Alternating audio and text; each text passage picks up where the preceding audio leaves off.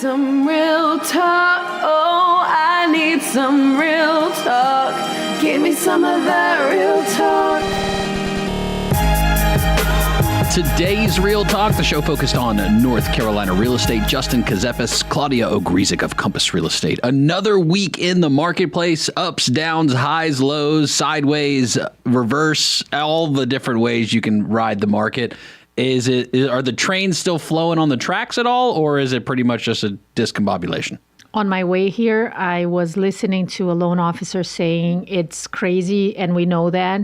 Some houses going for way above, multiple offers, crazy due diligence fee, and some sitting on the market with zero showing. So we are all over the place. Okay, you mentioned due diligence fees for, let's call it 3 years now. And I want to say astronomically, the market will determine what it will bear. Very higher than normal, and are we almost to a new normal becomes the question, due diligence fees in contracts. Are we still seeing what would be, at least in past here in our marketplace, still high due diligence is being offered? Yes, I wonder if we'll ever be back to the low numbers that nowadays seem impossible. Like $500. Oh, I can't. $100. I can't think of 500, 1,000. Like you don't see that anymore.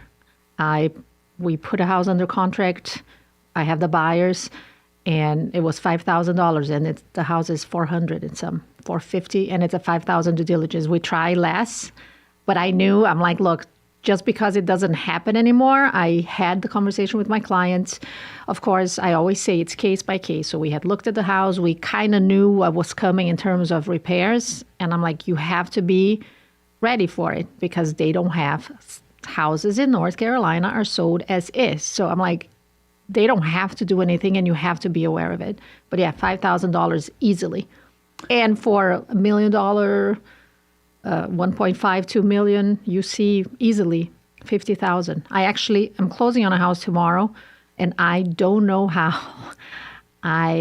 It's a very nice house, and I made it happen with 15,000. I never thought sellers would take it. Wow. For the price of the house, I think it's pretty low post-COVID prices. I mean, I know I've been out of the residential game for a minute, but my gosh, 15,000 on due diligence. I mean, I literally think of the days of $100, $500, $1,000 on due diligence. And again, there's no set number. It's all negotiated. Every single transaction, every single deal, just like compensation always has been. It is all negotiated. But what you see in the marketplace consistently, that number has shifted dramatically. Easily 2,500, 3,000, 5,000, even for cheaper, $250,000, $300,000. I don't see like 1,000 anymore, unless the house is falling apart. You don't see that. I think 25 is low due diligence fee nowadays. So that must mean that buyers are coming to the table with the ability to have some cash, because I think that's the other thing, right? Because if you think about an FHA loan, you think about 100% financing on a VA product or a first-time home buyer product, maybe at a credit union. There are not a lot of cash flowing at the table between the parties to make that happen. Do those deals still exist for those buyers that are cash strapped? Yes. Yeah. It's all negotiable. It's the beauty of having, and I was driving here thinking, like, you need to have two agents. I cannot imagine one party not having someone who understands everything about the deal, trying to take care of everything. So have your agent, yes, because you can do it even if you're short on cash, because you have an agent that knows how to move things around to make it happen for you. And here in North Carolina, right, kind of having a different, a specific requirement as far as agency goes, as far as representation, buyer side, seller side. You can have designated dual agent. You can have sub-agent. There's other things that are allowed, but transactional brokerage not being one of those things we see here in North Carolina that other states do, meaning you have a neutral party, in essence, quote unquote, that just helps both sides get the deal done. From a true representation perspective, North Carolina doesn't have that. No. You could kind of, like, if I'm the listing agent and we get an unrepresented buyer.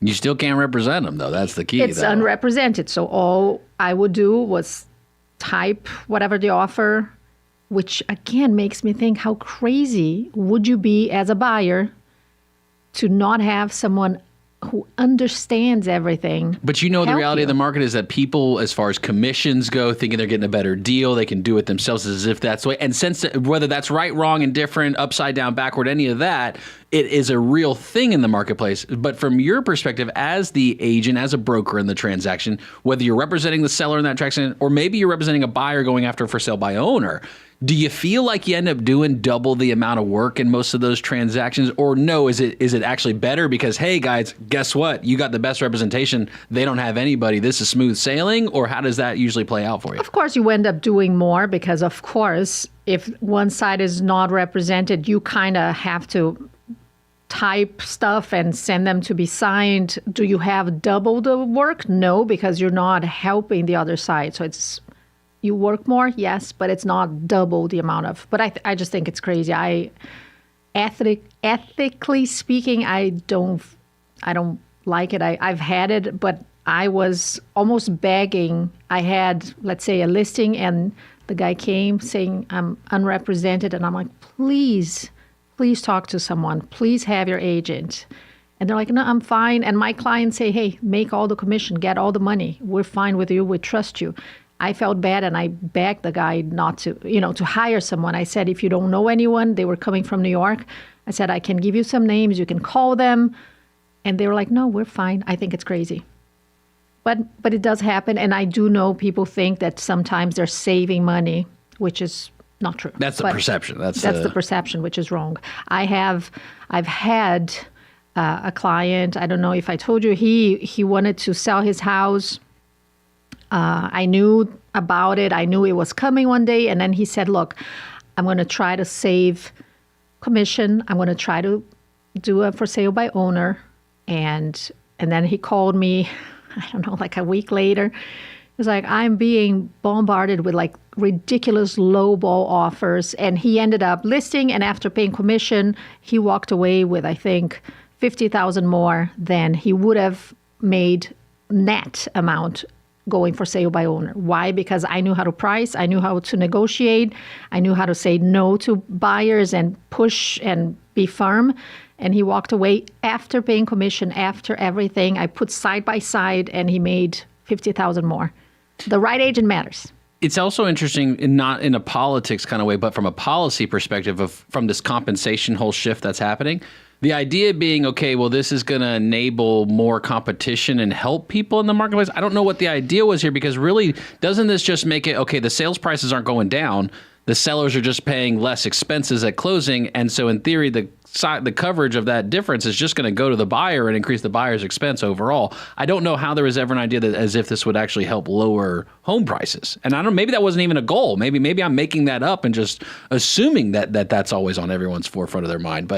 And in my mind, it's not even that, because, again, market value always included some kind of commission that is negotiable. Sure. As the market is holistic. It's there. Not one specific piece. So it's been there all the time. And I will keep saying over and over again, for me, it's never the seller paying. It's the buyer paying coming out of the seller side, but it's the buyer paying for the house. So it's one of those where it's like an accounting principle as far as whose side it's on, but practically speaking in the deal, where does the coverage of the funds come from? It's a very interesting conversation. In my mind, it's been always the buyer. But is it the seller's responsibility to pay for the buyer? So again, how it's listed mathematically versus practically how it flows. No. But what do we know? They don't ask me my crazy. opinion. Absolutely not. We want to find out about Maintenance Monday. That's coming up later on.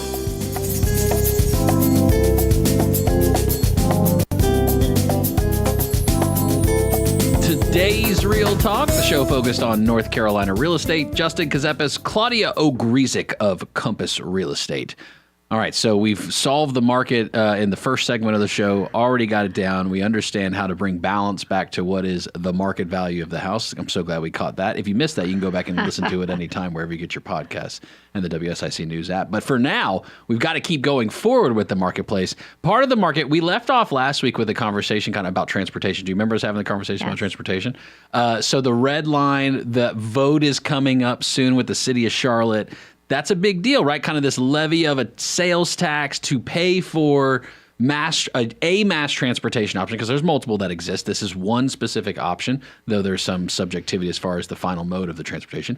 What do you think? You think it's worth it? Do you think it's not? You have a take on it? I don't know if we've really talked about it personally for you. We have not, but I don't know. I come from a large city in Brazil that is extremely famous for having, for its size and everything, an amazing transportation system that's connected. So you can pay one ticket and go anywhere. We've always invested a lot of money. And in Europe, the same thing. I'm from Brazil, if you are not aware. And I do think it's very important to invest. So because of my experience growing up in a city that always invested tons of money on mass transportation, I do think we need it. We do need it here. Not only in Charlotte, everywhere in the United States, every large city needs it. So I'm for it because I see it, how it works in my city.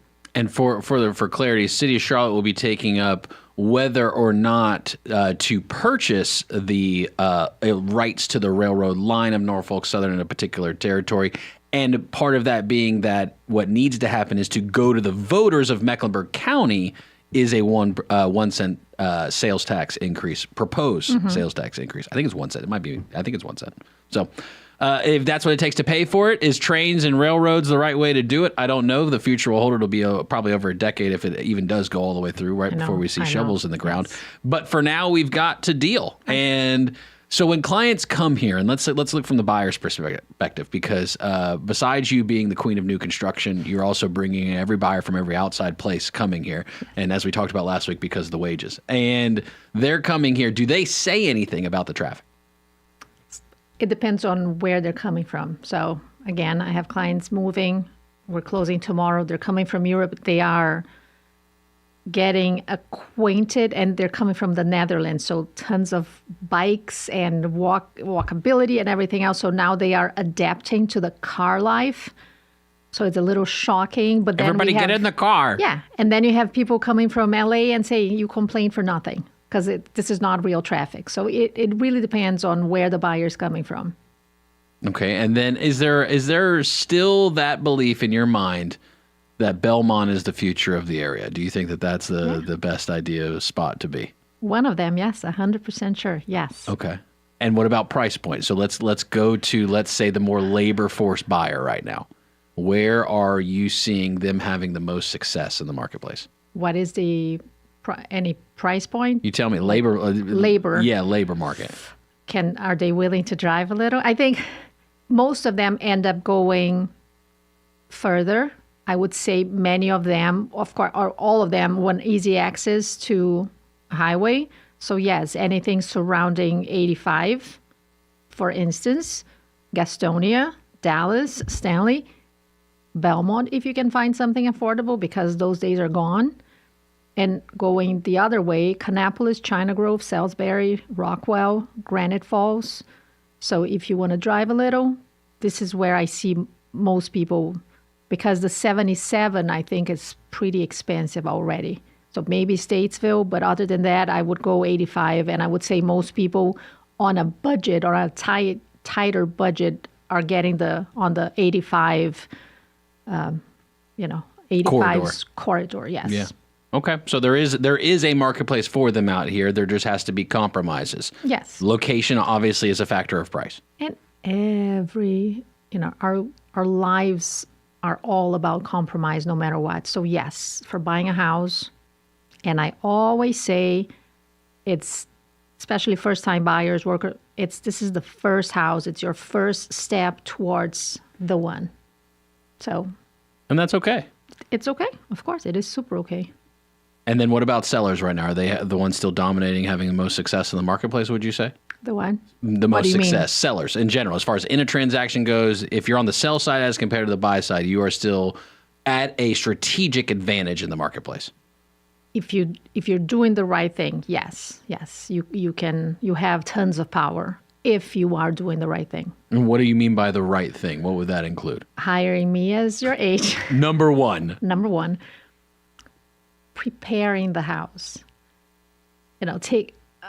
and I know I'm repetitive, but I know I'm super happy, and I want to talk about it later. Okay. I know I'm helping many people and teaching, because if your house is well maintained, it looks good, and it gives the buyers this sense of like, I'm buying a good product. You sell quickly, you get multiple offers, and you move on with your life. So a quality buy is what buyers are really seeking right now. That I guess would be the most popular sector. If you would, a quality house is the most popular sector. When I hear the thing about some houses are getting multiple offers and some houses are sitting on the market, I do believe, of course there are exceptions, but I do believe it has a lot to do, not only location and pricing, of course, but condition of the house. Buyers are sick of being abused. That's all. So give them a nice house with a fair price, and you might get multiple offers and sell for way more. I mean, it's just smart strategy. One of the areas of abuse, I think that at least based on from the reports from the Real Estate Commission that are coming out as it relates to those making complaints against real estate brokers, has to do with material fact. Are you seeing any consistent issues in the marketplace, right? That be house goes under contract. This is a typical scenario, again, completely hypothetical.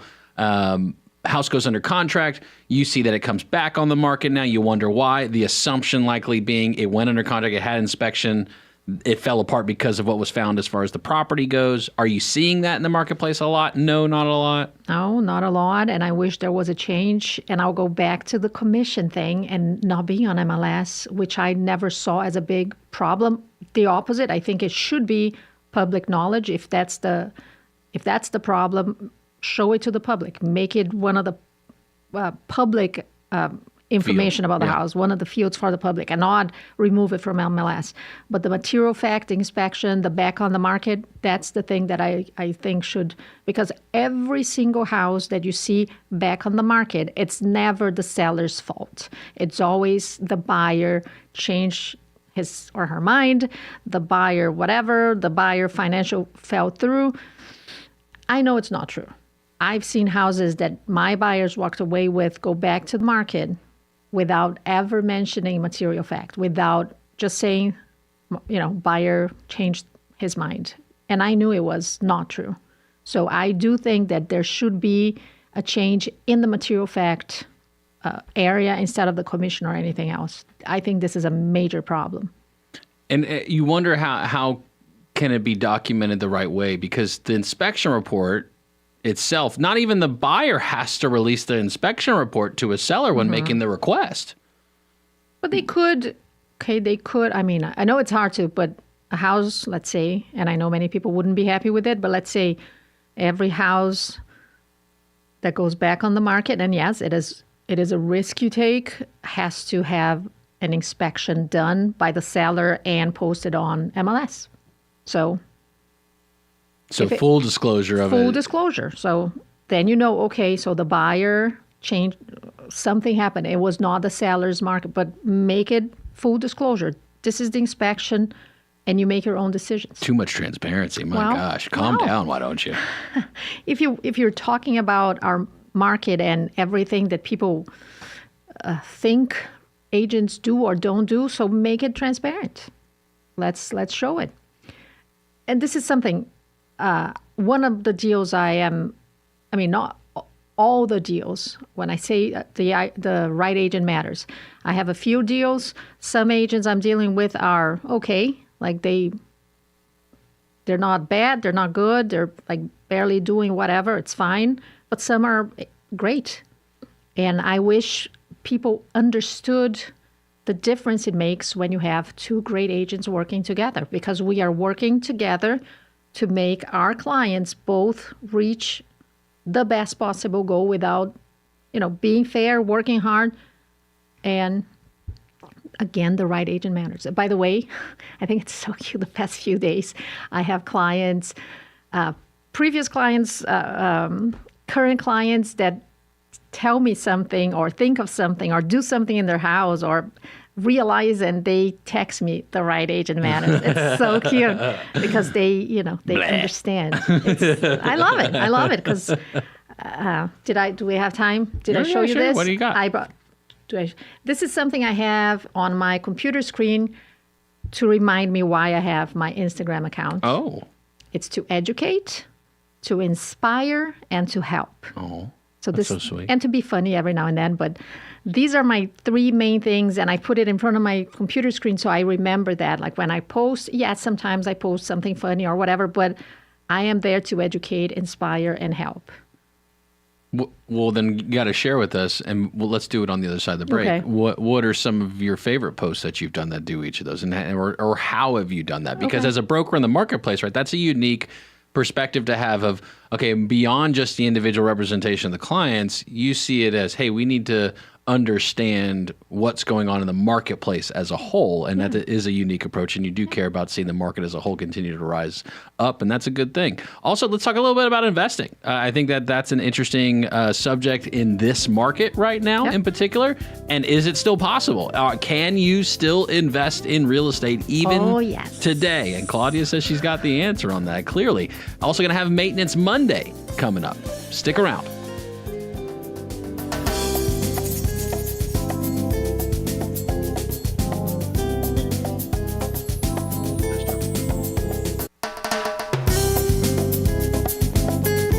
Today's Real Talk, the show focused on North Carolina real estate. Justin Ckezepis, Claudia Ogrizek of Compass Real Estate. All right, so when you make content for your Instagram, you said that you've got 3 main things that you pretty much want every single piece of content that you're putting out to reflect. Is that an accurate statement? Maybe one more of being silly, we'll say. Yes, I wouldn't say 100%, but 90% of what I want to do here is to either educate, inspire, or help. Educate, inspire, or help. Okay, so how do you think your role is as a broker in the marketplace, as a realtor in the marketplace, overall, even if it's not your client? How are you trying to achieve that with your social media? So I'm going to start with inspire. When I mean inspire is, there are so many, but I want to create in people the pride of home ownership. I think this is a big accomplishment, and if I'm talking to homeowners, my clients or not, I want to inspire them to take care of their house. That's why I always talk about maintenance. I want to inspire them to, I did the other day, pay a little more of your principal and save tons of money, and possibly invest. I want to inspire them to talk to friends about how good it is to buy a house because you save money, you are creating something for your kids or your dogs or whatever. So this is one of the reasons why I want to help by teaching, even though I'm not a GC, even though I'm not a financial advisor, but teach them a little about the good things about owning a house, right? How to a little manage your money, how to create a legacy for the people you love. Teaching maintenance, teaching tools to save money, like people that get a loan that's less than 20% down, you have to pay PMI. So I help them by making them aware that you can't drop the PMI after a while, depending on certain things that a regular person doesn't know. And even if a buyer or a seller, it doesn't matter, heard that at closing, or they will forget because it's not part of the everyday life. So of course they forget. So I'm on my Instagram talking about different things every day. So people learn, get better, and get inspired to either buy, invest, take care of stuff, think of their kids. I think one thing that I think is pretty genius is instead of, what is the name, 509? What is the 509 thing to send kids to college? 529. Buy a house. Buy a small house. Start paying it off. Get rent. Not financial advice. Not financial advice. It's just, maybe think about it. Think about there are options that exist when it relates to investing, yes. So, and the styles of. I actually know somebody, and there was an account I was following on Twitter for a long time, a guy who was only in the space of buying rentals at colleges. That was his sole focus, was going for kind of a student housing, if you would, was his big thing. And he really was excited the day where he had a unit that he owned that was at the college where his kid would go, and then that was a way, because of the cost alone of lodging, that it almost made up the difference for the cost of the college. And so that was an amazing concept right there. Exactly. And I think this is I'm not a financial advisor, but I think it's a great option that people many times don't realize. So I think because I do it and because I have clients doing it, I do have clients that are buying near college campuses around here. I think it's pretty smart.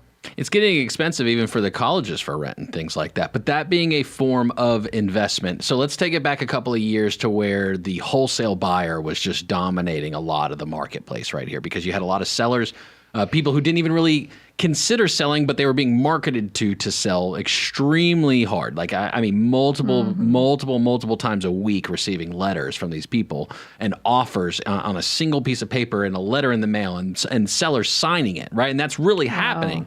Are we seeing a lot of the wholesale buyers and wholesale deals still? I think, yes, too much for my taste. Great for investors, people that have cash, but it breaks my heart to know that sellers are not aware of the potential of selling on the market with an agent, making way more money. So they get the letter, they think it's awesome. They don't realize they have options and that they could potentially make way more money on the open market. But yeah, I see it happening. I get the letters. I'm sure you get the letters, everybody.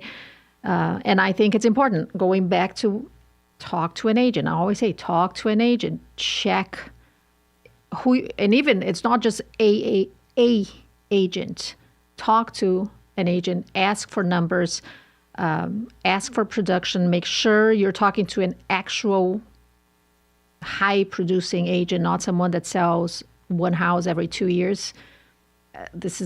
I saw the other day on Instagram someone saying, "Oh, I'm a top producer," because I was top producer at Compass in July, and I think I'm going to be in August. I'm pretty sure. But anyway, and I saw my toxic trait. I played on MLS to see.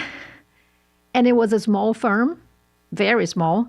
So the person actually had sold, $300,000. But because the firm was so small, the person was a top producing agent. Not really. It's just because the firm was super small. And actually, this is why I don't know if we ever had the conversation on why I moved to Compass. Did I? Never? I feel like we discussed it, why you liked Compass as far as the firm and the principles and the concept of, I don't. Maybe you did, maybe you didn't. Yeah. Do you want me to? Sure, I would love to hear. So last year, when I was still with my previous firm, every firm has the end of the year celebration to give prizes to the top producer. And I had been a top producer in my firm for, I think, the past 3 or 4 years. And then one day when I arrived, these 3 girls, agents, came screaming at me as if I was a famous person. And they're like, "Oh my God, I can't believe that we're meeting you in person now." And I said, "I think you're talking to the wrong, but it's not it's not me." They're like, "Yeah, are you Claudia?" I'm like, "Yes." "Yeah, it's you." And taking selfies. And I'm like, what is going on? I thought it was a prank or something, like Kevin. Kevin set you up on something. Yes, it's the way. And I found out that no, they were excited. And it kind of I know I sell a lot, but for me to have that kind of reaction or get the reaction. So I started looking at numbers and checking, and then I'm like, okay, yes, I am a top producer in my firm, but where am I in bigger firms with? So I started researching the highest producing firms in our area by agent, because of course there are offices with 18,000 agents. So if you look at the numbers, you think great, but per person, right? So I started doing the calculation, how much this firm is selling divided by the number of agents and who has the highest average and the highest number of agents, top producing agents. And then I got to 2 or 3. Compass was one of them. And then I interviewed the 3. And then I was impressed by the whole technology and the private exclusive, which is mind-blowing. And that's why I chose Compass. Wow. Yeah. And that's been a journey. It's been a journey. And I'm super happy. It's been an involvement of your journey and career in real estate, and that continues to shift like the market will continue to shift. What are some of those things and those principles that you wanted to be for Compass? And especially, I would say firm exclusive. That's a big one. Yes. And by the way, it's pretty cool because, yes, I didn't want to be a top producing agent in a small firm. So now when I've been to, and I think I'm going to be again, one of the top producers in a high producing firm with mega agents it's a different, now I almost feel like calling them and say, hey, now I'm ready for the set because now I deserve it. I'm actually now I'm really a top producing agent, which is very nice. I work very hard, very, very hard. So it is pretty good. And yes, the private exclusive thing, as you know, it might be the future. And because we have so many great agents, we have many private exclusives, meaning only Compass clients get to see some of the houses that are for sale. Future of the market is just one of the many things we do here. The other thing we need to do is make sure the future of the house itself, the physical house itself, is maintained. So in the future, when you go to sell it, it can actually keep going up in price like the market is. Now, it doesn't always go up in price. The market doesn't always go up in price. You can't say that. But over time, right? Yes. Over time, it will. If you're looking at real estate, well, you need to have that asset taken care of as well. And that's Maintenance Monday. We're going to look at that coming up next.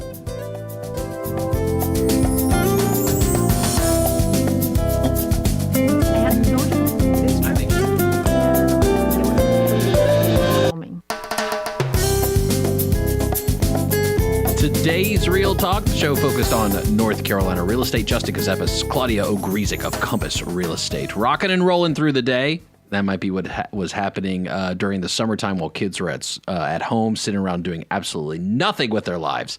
And now they're back in school. Everyone's back. And so you've got to maybe have an empty house that you're looking at a little bit more during the week. And you're saying, wow, we need to maintain this thing a little bit. We need to figure out what happened this summer when everyone was running around like a bunch of chickens with their heads cut off. And what do we do, Claudia? What do we need to take care of? What maintenance Monday do we need to take care of this week? So inspired by a few stories I posted last week, I'm going to talk about exterior. Ooh. If people follow me, they probably saw, I don't know if it was like Tuesday or Wednesday, I posted an outlet cover that I had, exterior outlet cover that I had in my house that had been there since I got the house. And I finally decided to remove it because it was not covered. It was a fake exterior outlet thing. Mm-hmm. No outlet, no cord, nothing. It was like just an empty outlet thingy with like 28 oxidized screws. Sure. So I removed them. I posted that. And then actually I spent the rest of the week doing little things to show the exterior. So inspired by what I've been doing the holiday, the Labor Day, let's talk about exterior. Take care. And I know I talk about it every now and then, but make sure you seal any holes. You eliminate any wood rot in the structure, decks. Again, not only because of me, but I sold a house not long ago. All the spindles were rotten and the steps were rotten in the deck. And it was not an easy transaction because, it was there. It was not good. Yeah. Carpenter bees destroying the fascia. So take care of your house. Go around, take a look. And if you don't want to do it, hire a handyman. Do it before it gets to a point that you are going to spend thousands of dollars instead of a few hours and a few bucks. That's all. Exterior is one of those where you're not looking at it regularly. You're not out there running your hand along the wall and checking the perimeter. And some people do, but for the most part, especially for, newer home buyers or people who are just busy seasons of their life, and you've also got this pesky stuff called like shrubs and trees and bushes that start rubbing up on houses and everything like that, right? Like that, They get a little close, a little freaky, and you gotta chop them up. And I've talked about it, but again, everything, like don't let the bushes covering your house. I had clients that were having so many issues, and they were talking to me, and I'm like, let me come to the house and see it. And they had overgrown bushes, so the sun couldn't dry the house, so they had a super wet crawl space. And I said, guys, probably all you need to do is trim the bushes and take them from the house a little, and the problem was pretty much solved by doing something as simple as trimming the bushes and letting some sunlight kind of dry the house.